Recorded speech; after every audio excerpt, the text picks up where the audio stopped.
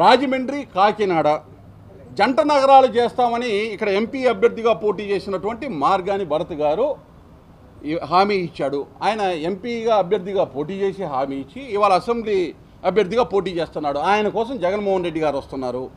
మరి ఇది మాట తప్పినటువంటి మీకు ఫ్యాన్కి ఓటు వెయ్యాలా వద్దా అనేటటువంటి దాన్ని మీరే చెప్పండి. మేము మాట తప్పాము, మాకు ఓటు వేయొద్దని చెప్పమండి. అదేవిధంగా 2021 డిసెంబర్ లోపు పోలవరం పూర్తి చేస్తానన్నాడు.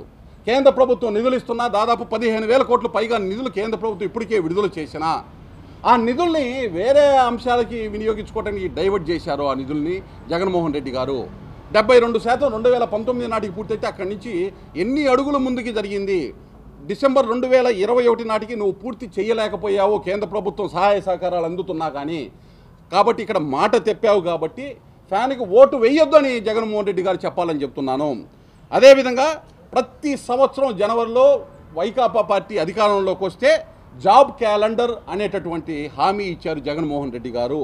ఒక్క జాబ్ క్యాలెండర్ జనవరి లోపు వేసారా? మాట తప్పాడు కదా, చెప్పండి. 2024 2019లో ఇచ్చిన హామీకి నేను మాట తప్పాను, ఈరోజు మా ఫ్యాన్కి ఓటు వేయొద్దని జగన్మోహన్ రెడ్డి గారిని చెప్పమనండి.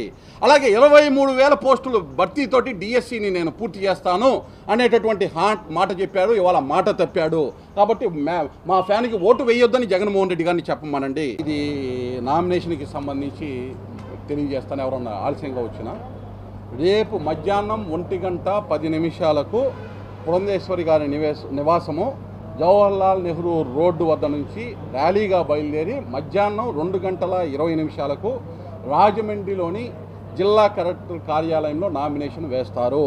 ఈ కార్యక్రమంలో శ్రీమతి దగ్గుబాటి పురంధేశ్వరి గారి ర్యాలీ కార్యక్రమంలో టీడీపీ, బీజేపీ మరియు జనసేన నాయకులు, కార్యకర్తలు అందరూ కూడా హాజరు కావాలని విజ్ఞప్తి చేస్తున్నాము. అదేవిధంగా రేపటి నామినేషన్కి కార్యక్రమానికి జనసేన పార్టీ అధినేత పవన్ కళ్యాణ్ గారు రావడానికి అవకాశం ఉంది. అలాగే చెన్నై నుంచి బీజేపీ మహిళా నాయకురాలు ఖుష్బూ గారు కూడా హాజరయ్యేటటువంటి అవకాశం ఉంది. కేంద్ర పార్టీ పెద్దలు, రాష్ట్ర ఎన్నికల కో ఇన్ఛార్జిగా ఉన్నటువంటి సిద్ధార్థనాథ్ సింగ్ గారు కూడా హాజరవుతారు. అలాగే టీడీపీ నాయకులు ఎవరైతే ఉన్నారో అందుబాటులో ఉన్న వారందరూ కూడా ఈ యొక్క కార్యక్రమానికి వచ్చి దిగ్విజయంగా నామినేషన్ కార్యక్రమాన్ని పూర్తి చేస్తారు రేపు అనే అంశాన్ని కూడా మీ దృష్టికి తీసుకొస్తున్నారు.